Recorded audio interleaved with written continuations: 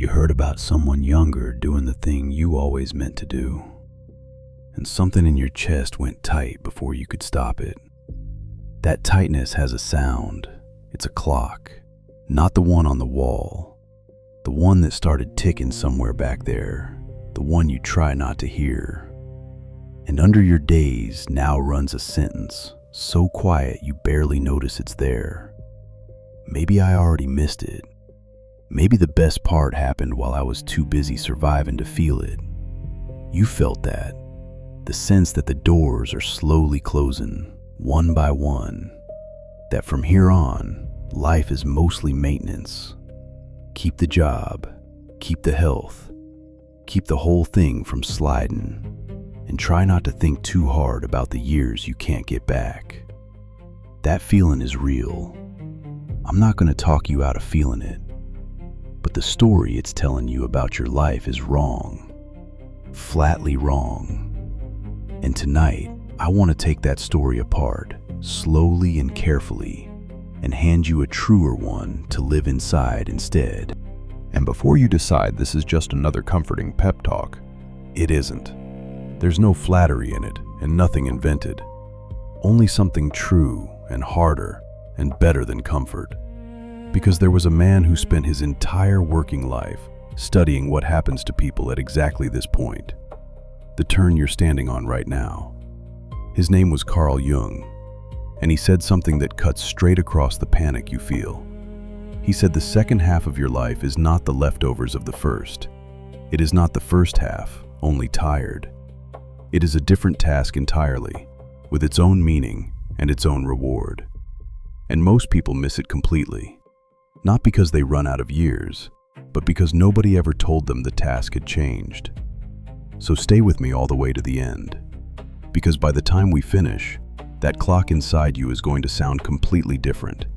Not like something running out, like something that is finally, quietly, about to begin. Number 1. Your life has two halves, and they are not the same job. Think about how you actually spent your 20s and your 30s. Don't romanticize it, just look.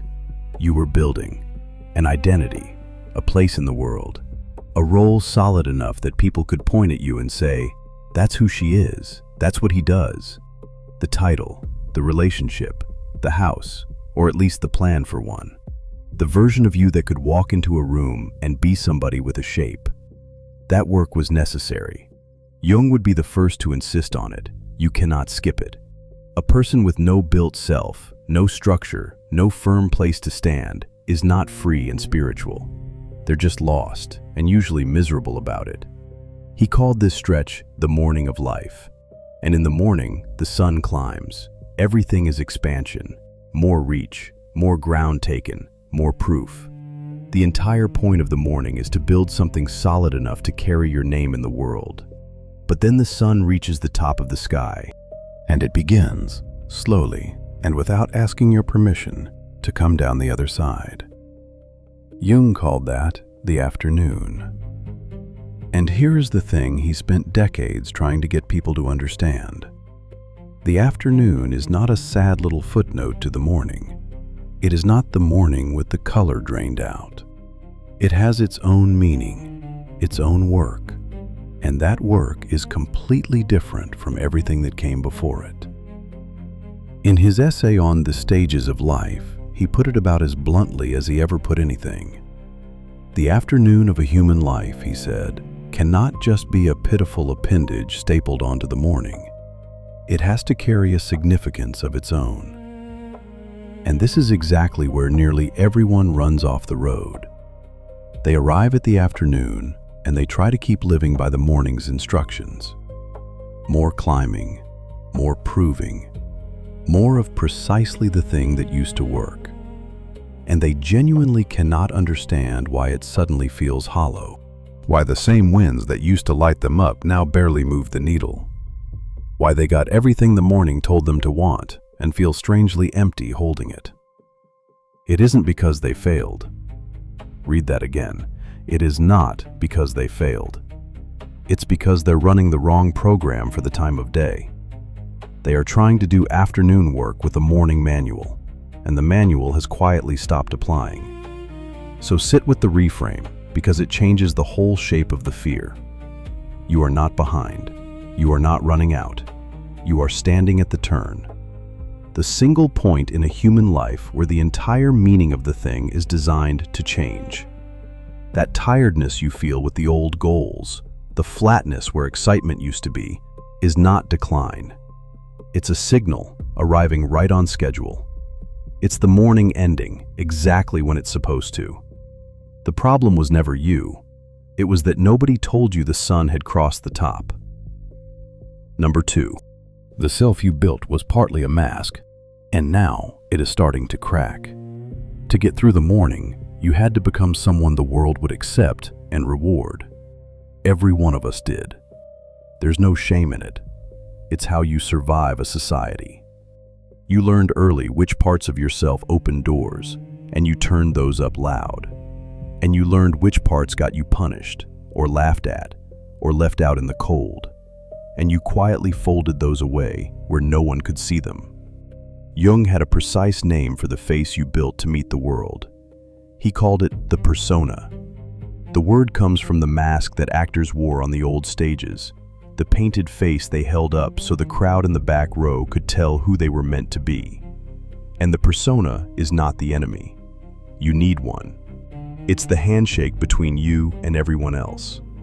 It's how you hold down a job, raise a family, sit in a meeting, move through a whole life without bleeding your raw self all over every person you pass. The trouble starts the day you forget it's a mask. When you've spent 20 years being the reliable one, the strong one, the calm one, the one who never needs anything from anybody, and somewhere in those 20 years, the seam disappeared. You lost the line between the role you play and the person underneath playing it. Picture the specific masks. The father who has been solid for so long, he no longer knows what he actually wants, only what everyone expects him to provide. The woman who became so good at holding everyone together that she genuinely can't remember the last time she asked herself what she needed. The professional who is so fused with the job title that the thought of losing it feels like losing the self. That's the persona hardening into a cage. And then you hit the afternoon, and the cage starts to crack. That is what a lot of what people mock as a midlife crisis actually is, underneath. It gets the sports car and the cliché and the eye roll. Look at him, blowing up a perfectly good life for no reason. But underneath the cliché is something real and important, and almost nobody names it correctly. It's the psyche pushing back. It's the part of you that got shelved at 25, finally pounding on the door and saying, "You cannot keep pretending I don't exist. I am still in here. And we are running out of time, to be honest." And I want to talk to you directly for a second, because this is the exact moment most people flinch and reach for the remote. If you are feeling that crack right now, if the life you built is technically fine on paper and quietly no longer fits the body you're living in, do not treat it as a breakdown to be medicated back into silence. Do not reach for whatever numbs it fastest. Stay with the discomfort a little longer than is comfortable, because it is pointing at something you need. That ache is not you falling apart. It's you being called, maybe for the first time, to become more honest than the morning ever allowed you to be. The mask cracking is not the end of you. It's the very first real sign that the afternoon has actually started. Number 3. What you buried to succeed is coming back for you now. Every one of those parts you folded away to build your persona, they did not vanish. Things don't vanish. They went somewhere. They've been waiting. Jung said they collect in a place he named the shadow. And forget the horror movie version of that word. The shadow is not evil. It's not a monster. It's just everything true about you that didn't fit the role you were being applauded for. The disowned material, the unlived parts. Maybe you buried your creativity because your family respected practicality and nothing else. Maybe you buried your tenderness because the world you came up in only rewarded looking hard. Maybe you buried a whole ambition, a whole enormous side of who you are, because the people around you needed you steady, and steady left no room for it. In the morning, you could outrun all of it. You were moving too fast to hear anything. The noise of building drowns out almost everything else, and that's part of what building is for. But the afternoon is quieter. The climbing slows whether you like it or not, and in that new quiet, the buried things start, very softly at first, to speak. That is the strange restlessness that arrives after 40, the vague sense that something essential is missing, even when you can't point to a single thing that's actually wrong. The good life, the one you worked so hard for, that somehow feels like it's happening to someone else while you watch from a little way off. Jung had a phrase for what's pressing against the door. He called it the unlived life. All the versions of yourself you set aside to become the acceptable one. Still alive in there. Still yours. Quietly asking to be let out into the daylight before the whole thing is over. And most people mishear that pull completely. They feel it and they panic and they decide it means burn it all down. Leave the marriage. Quit the life. Chase something new and loud and shiny and pray it fills the hole. That is not what the shadow is asking for.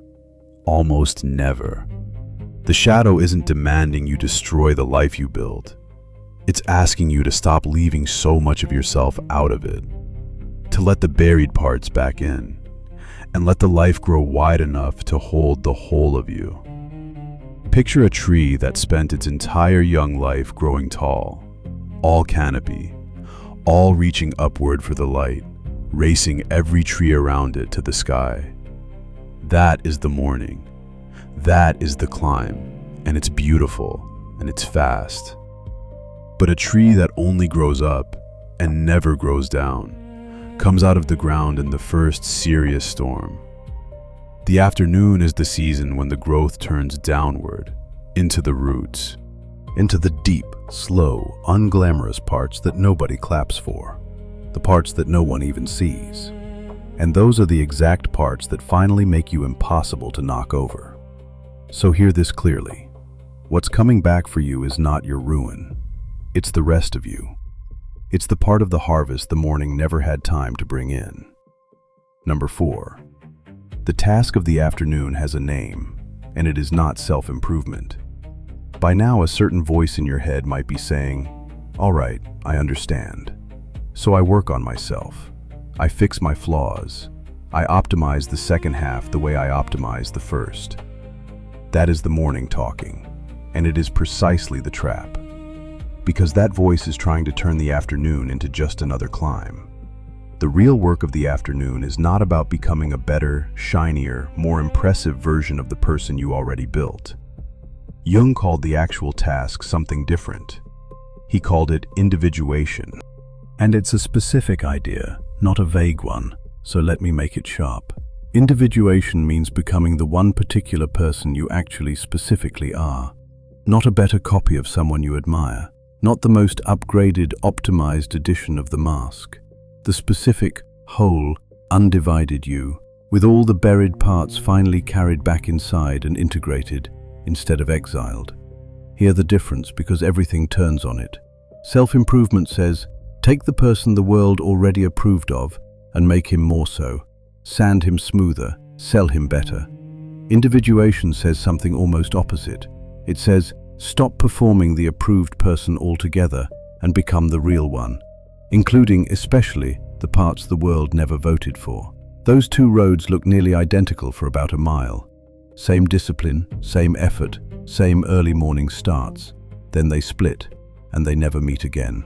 One leads to a more polished mask, the other leads to a face. And here is why this matters more than anything else I will say to you tonight. So take this one with you, even if every other word tonight falls out of your head by morning. You cannot individuate by chasing more approval. It's structurally impossible. The entire point of the second half is to stop letting the crowd hold the pen, to take back the authorship of your own life, right at the age when everyone around you assumes the story is basically finished being written. It is not finished. That is the real lie hidden inside the ticking clock. The second half is the exact place where you finally get to author the thing on purpose, deliberately, instead of by reflex and habit and other people's expectations. Still water shows a clear reflection. Disturbed water shows you nothing but broken light and noise. The morning kept your water churning the whole time, always reacting, always performing, always reading the room. The afternoon is the first real chance to let it go still, and finally see what has been down there under the surface the entire time, waiting for you to look. Number 5. The man who told you all this lived it himself, in the dark, after 35. I don't build these talks on invented stories, no made-up strangers, no a friend of mine who, so let me give you a real one instead. The realest one I have, his own. And while we're on what's real, let me clear one thing out of the way. You've probably seen the poster, a sepia photo of Jung with a line stamped under it. Life really begins at 40. Up until then you were just doing research. It's on 1,000 images online. And he almost certainly never said it. There's no source for it anywhere in his work. It's a slogan someone hung on his face because it sounded like the kind of thing a wise old man should say.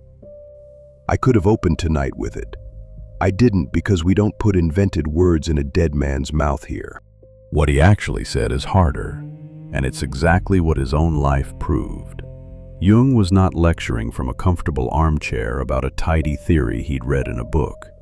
He was describing, in careful language, a fire he had walked through with his own 2 feet. In his late 30s, at the exact age our culture quietly writes off as the start of the long slide, his life came apart. He broke with Sigmund Freud. Freud had been his mentor, his closest ally, the man who called him his heir, and the single largest source of Jung's standing in his entire field. When that bond broke, it cost him his professional world, many of his friendships, his sense of where he stood, and what came after, by his own account, was one of the hardest and darkest stretches of his whole life. A long, disorienting confrontation with everything inside himself he had never turned to face. He wrote later that he was not sure in those years whether he would come out the other side intact. He came genuinely close to losing himself entirely. Now hear the part that should stop you. That collapse in the afternoon of his life, at the age you are afraid of, was not the end of his real work. It was the beginning of the only work that ever truly mattered. He spent those dark years wrestling his own unconscious onto the page, in a private book he filled by hand. And out of that descent came nearly every idea he is remembered for now. The persona, the shadow, individuation, the stages of life, the map of the second half that you and I are walking through tonight. Almost none of it came from the bright, promising morning of his career. It came from the wreckage of his afternoon. It was forged in the exact years our culture had already stamped as too late. The morning gave Carl Jung a promising career. The afternoon, the hard, uninvited, terrifying afternoon, gave him his actual life's work, and gave millions of people a map they are still using a century later. So the next time that voice tells you the meaningful part is already behind you, remember that the one man who understood this turn better than anyone did his deepest and most lasting living on the far side of the very age you're dreading. The lighthouse never gets built in calm weather. It gets built by someone who already knows, in his body, exactly what the storm can do. Number 6. In the afternoon, meaning quietly replaces achievement as the measure. In the morning, the scoreboard was simple, and it was honest about being simple. More, bigger, higher. Did you get the title? Did you get the raise? Did you get the recognition, the numbers, the proof other people could see? And it worked for a good long while. Each win handed you a real hit of something. You climbed to the next rung, and then the next, and the climbing itself felt like meaning. But you've almost certainly started noticing the returns getting thinner. The promotion that would have thrilled you at 30 now barely registers at 45. The thing you chased for years finally arrives, and 3 days later, you're already restless again, already scanning for the next thing, wondering why the summit looked so much bigger from below. That is not you being ungrateful. It's the scoreboard itself breaking down. Because achievement was never engineered to carry the weight of the afternoon. It was a morning tool. It did its morning job, and now you're asking it to answer a question it was never built to answer. Jung saw this up close, not as a theory, but in the flesh, across decades of patience.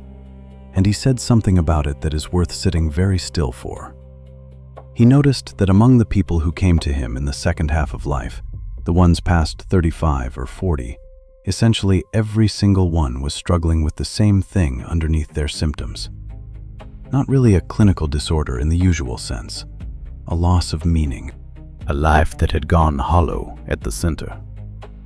And he said, plainly, that none of them truly got well until they found their way back to some sense of meaning larger than the next achievement. Read that again and let it land. The doctor who studied this turn more closely than anyone concluded that the central illness of the second half of life is meaninglessness. And the only real medicine is meaning. That is the great turn of the afternoon. From accumulation to meaning.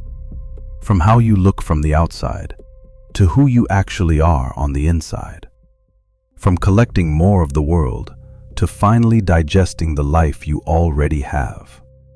And the reason so many genuinely capable, successful people feel lost at exactly this age is heartbreakingly simple. Nobody ever told them the scoreboard was supposed to change. So they keep frantically chasing points in a game that quietly stopped counting them years ago, and they call the emptiness a personal failure instead of a wrong map. You are not failing at the old game. You have outgrown it. That restlessness is not a defect. It's the invitation to finally play the real one. A blade is not sharpened by piling more metal onto it. It's sharpened by grinding away everything that isn't the edge. The afternoon doesn't work by adding, it works by revealing. It takes away everything that was never really you, until what's left is unmistakably, finally, yours. Number 7. The turn does not happen on its own, and that is the whole warning. Here is the part I need you to be completely honest with yourself about, because everything before it is useless without it. Reaching the afternoon is automatic. Everyone gets older. The calendar does that part for free. But actually making the turn, actually setting down the morning's program and picking up the second task, that is not automatic at all. Almost nothing pushes you to do it, and plenty pushes you not to. Jung was clear about this, and honestly, a little grim about it. He said most people arrive at the afternoon of life still clutching the morning's program, and they simply never put it down. They carry it, unquestioned, all the way to the end. They keep chasing the same status they chased at 30. They keep measuring their whole worth against a scoreboard that stopped meaning anything a decade ago. They pour enormous effort into staying young instead of into becoming whole. And they wonder, quietly, privately, for years and sometimes for the rest of their lives, why it all feels so thin. Why they did everything right and still feel like they're waiting for their life to start. That is what being stuck after 40 actually is, underneath all of it. Not a shortage of time, a refusal, almost always an unconscious one, to change the task. So this is the fork, and you are standing on it tonight, whether you meant to be or not. One road is to keep the morning running by sheer force. More proving, more accumulating, more noise to drown out the quiet, more speed to outrun the ache. It is the crowded road. Almost everyone takes it because it asks you to change nothing, and it leads, reliably, to a version of old age that is simply tired, full of accomplishments and strangely empty of a life. The other road is the turn. to let the old scoreboard fall from your hands, to sit in the quiet and actually listen to what's been buried, to become the specific, undivided person you were always underneath the mask, and to build a second half that finally, genuinely means something from the inside out. And nobody is going to make you take that road. That's the hard truth in it. There is no crisis that forces it on you, no birthday that hands it over, no person coming to tap you on the shoulder and tell you it's time. It's a choice you make quietly, alone, on an ordinary afternoon, when you finally decide to stop pretending it's still morning. So let me leave you with the one thing sitting underneath all 7 of these. That clock you heard at the very start. The one that felt like something running out. Listen to it one more time, now that you know what it actually is. It was never counting down the end of your life. It was marking the end of the first half. The morning closing precisely on schedule, so that the afternoon could finally begin. What you heard as a countdown was actually a doorbell. You are not too late. You were never at any point too late. You have been standing at the single most important turn a human life offers, mistaking it for an ending purely because nobody ever taught you it was a door. The first half of your life built someone the world could recognize. The second half is where you become someone you can finally recognize. And that work is not behind you. All of it is still in front of you, every bit. Most people never pick it up. They reach the afternoon and keep pretending it's still morning, right up until the dark comes and takes the choice away. Don't be most people. The task is yours. The time is now, this ordinary night, and no one is coming to hand it to you. So pick it up and begin. If this reached something in you, leave one word below. Afternoon. Just so you remember which half you're standing in.